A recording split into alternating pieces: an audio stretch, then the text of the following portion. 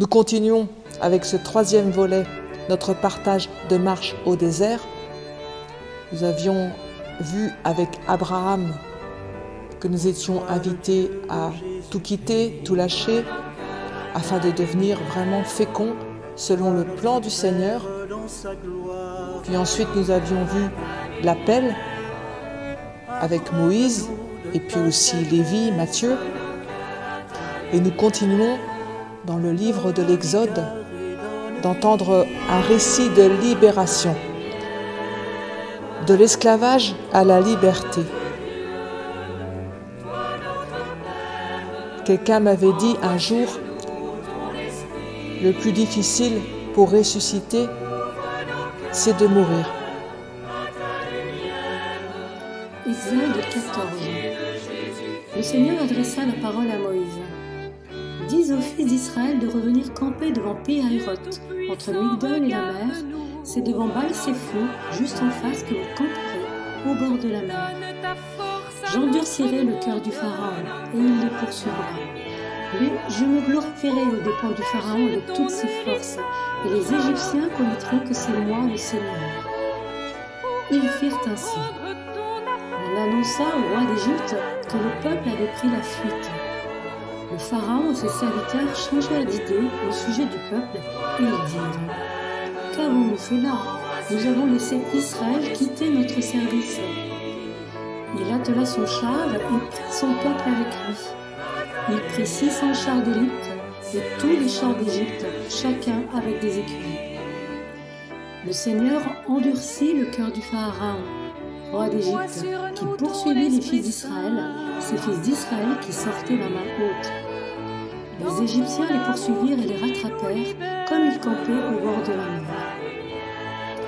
Le Pharaon s'était approché. Les fils d'Israël levèrent les yeux. Voici que l'Égypte s'était mise en route derrière eux.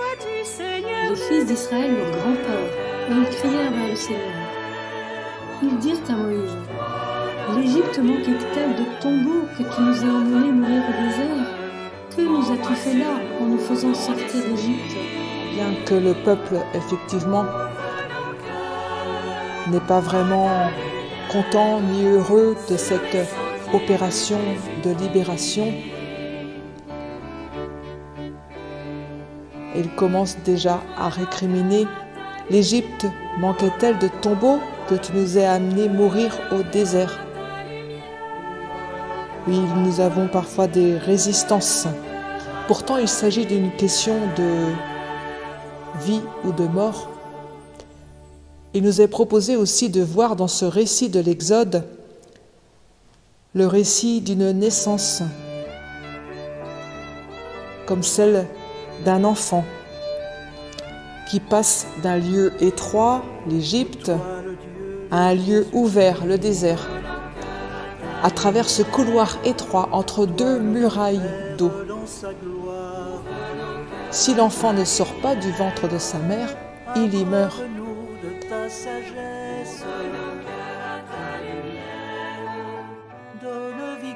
Ne te l'avions-nous pas dit en Égypte? Laisse-nous servir les Égyptiens. Mieux vaut pour nous servir les Égyptiens que mourir au désert. Moïse dit au peuple, n'ayez pas peur, tenez bon, et voyez le salut que le Seigneur réalisera pour vous aujourd'hui. Vous qui avez vu les Égyptiens aujourd'hui, vous ne le reverrez plus jamais. C'est le Seigneur qui combattra pour vous, et vous, vous resterez quoi? Le Seigneur dit à Moïse, qu'as-tu à crier vers moi? Parle aux fils d'Israël, qu'on se mette en route. Et toi, lève ton bâton, et tends la main sur la mer, fends-la, et que les fils d'Israël pénètrent au milieu de la mer à pied sec.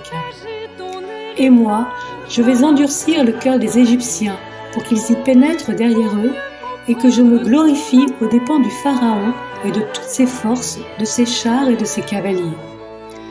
Ainsi, les Égyptiens connaîtront que c'est moi le Seigneur. Le Seigneur endurcit le cœur du Pharaon, roi d'Égypte, qui poursuivit les fils d'Israël, ces fils d'Israël qui sortaient la main haute. Les Égyptiens les poursuivirent et les rattrapèrent comme ils campaient au bord de la mer. L'ange de Dieu qui marchait en avant du camp d'Israël partit et passa sur leurs arrières. La colonne de nuée partit de devant eux et se tint sur leurs arrières. Elle s'inséra entre le camp des Égyptiens et le camp d'Israël.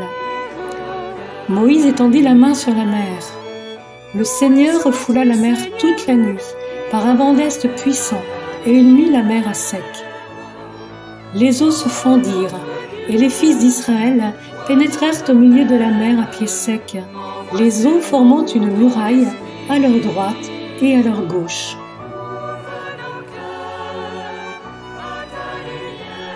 Il s'agit bien d'une question de mort et de vie. En langage biblique, la mer est le symbole de la mort, des forces des ténèbres. Et avec ce récit de l'Exode, nous voyons que le peuple d'Israël a d'abord découvert que Dieu était sauveur avant de l'accueillir comme Dieu créateur. Et c'est souvent le cas pour chacun de nous. Il y a parfois la découverte que nous sommes vraiment liés, associés au mal, que Dieu nous en libère et que ensuite, dans notre liberté respectée, le Seigneur nous appelle à entrer dans une alliance profonde avec lui. Du livre de la sagesse. On vit la nuée recouvrir le camp de son ombre, on vit la terre sèche émerger, là où il n'y a eu que de l'eau. De la mer Rouge surgit un chemin sans obstacle, et des flots impétueux, une plaine verdoyante. Le désert est un lieu de conversion, un lieu pour rompre avec nos idoles. Ainsi, en libérant son peuple par les bras de Moïse, Dieu l'a conduit au désert pour purifier son cœur, afin qu'il cesse de s'attacher à tout ce qui n'est pas Dieu. Le désert est un lieu de conversion pour nous apprendre la vraie liberté. C'est un lieu de confiance. Est-ce que je saurais mettre ma confiance uniquement en Dieu seul? Le désert est un lieu de conversion pour écouter Dieu. C'est un lieu de la parole.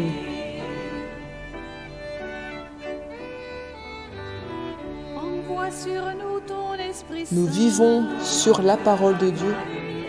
Nous marchons avec la parole de Dieu.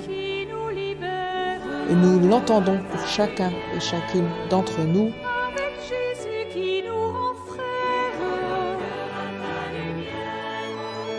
Mais lorsqu'est venue la plénitude des temps, Dieu a envoyé son Fils, né d'une femme et soumis à la loi de Moïse, afin de racheter ceux qui étaient soumis à la loi, et pour que nous soyons adoptés comme fils. Et voici la preuve que vous êtes des fils. Dieu a envoyé l'Esprit de son Fils dans nos cœurs, et cet Esprit crie « Abba », c'est-à-dire « Père ». Ainsi, tu n'es plus esclave, mais fils, et puisque tu es fils, tu es aussi héritier. C'est l'œuvre de Dieu.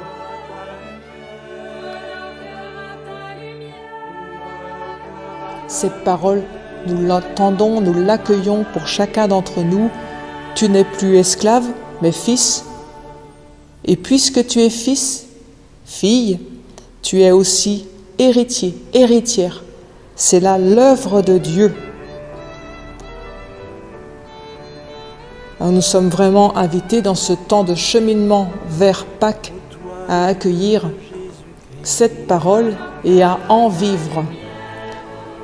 Nous pouvons ainsi, par l'Esprit de Dieu et à la suite de Jésus, accueillir Dieu comme étant notre Père, qui es aux cieux.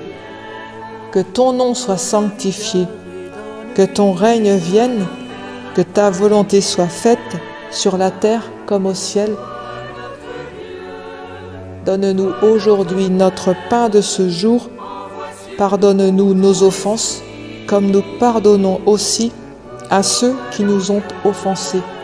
Ne nous laisse pas entrer en tentation, mais délivre-nous du mal. Amen.